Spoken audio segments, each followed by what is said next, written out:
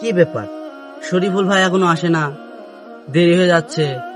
নামাজ পড়তে গেছে তো গেছে, আসার কোনো খোঁজ নেই। না, এতক্ষণ তো দাঁড়িয়ে থাকা যায় না। এতক্ষণ কি করছে? যাই, আমি গিয়ে একটু দেখে আসি।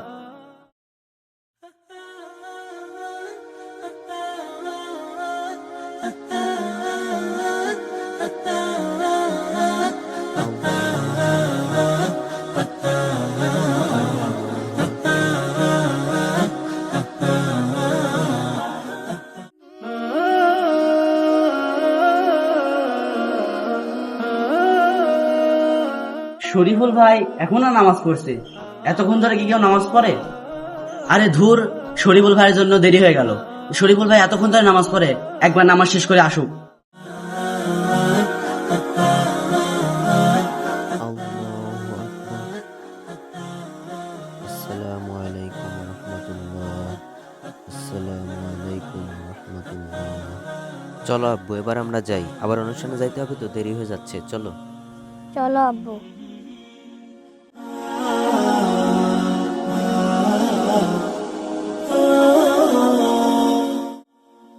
কি ব্যাপার শরীফুল ভাই, আপনার কি কখনো সময় জানাবে না? দেখুন তো আপনার জন্য কত দেরি হয়ে গেল।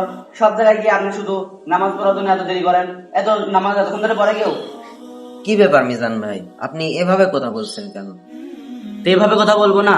আপনার জন্য কতক্ষণ ধরে দাঁড়িয়ে আছি, এতক্ষণ ধরে কেউ নামাজ পড়ে? এত আস্তে আস্তে কচ্ছপের গতিতে আপনি নামাজ পড়ছেন। দেখেন ভাই, আপনি শুধু শুধু এভাবে রাগারাগি করবেন না। আমি এভাবে আস্তে আস্তে নামাজ পড়ার দুটি বিশেষ কারণ রয়েছে। আমি এমনিতে এভাবে আস্তে আস্তে নামাজ পড়ি না। কি এমন বিশেষ দুটি কারণ আছে যার কারণে আপনি এত আস্তে আস্তে নামাজ পড়েন? দেখেন ভাই, প্রথমত সালাত হচ্ছে আমাদের ইসলাম ধর্মের একটি গুরুত্বপূর্ণ ইবাদত। আর এটা যদি আমি অবহেলার সাথে দ্রুত আদায় করে দায় সারি, তাহলে এটা আল্লাহ রাব্বুল আলামিনের দরবারে তো কবুল নাও হতে পারে। আর আমি যদি এত কষ্ট করে সালাত আদায় করি আর সেটা যদি কবুল না হয়, তাহলে তো এটা আমার জন্য খুবই দুঃখজনক। আর দ্বিতীয় কারণ হলো, এই যে আমার ছোট্ট ছেলেটা আমার সাথে সালাত আদায় করছিল, সে যদি দেখে যে আমি এভাবে খুব দ্রুততার সাথে সালাত আদায় করছি, তাহলে সে কি শিখবে? সে ভাববে যে সালাত হয়তো বা দ্রুতই আদায় করতে হয়, সে এটাকে অবহেলা করবে। ভবিষ্যতেও সে এভাবে ভুলভাবে সালাত আদায় করবে। আর এই দুটি কারণে আমি এভাবে আস্তে আস্তে সালাত আদায় করে থাকি। জি ভাই, আমি বুঝতে পেরেছি। আপনি আমার বিবেকটাকে খুলে দিয়েছেন। আমিও এখন থেকে চেষ্টা করবো আপনার মতন আস্তে আস্তে সালাত আদায় করার।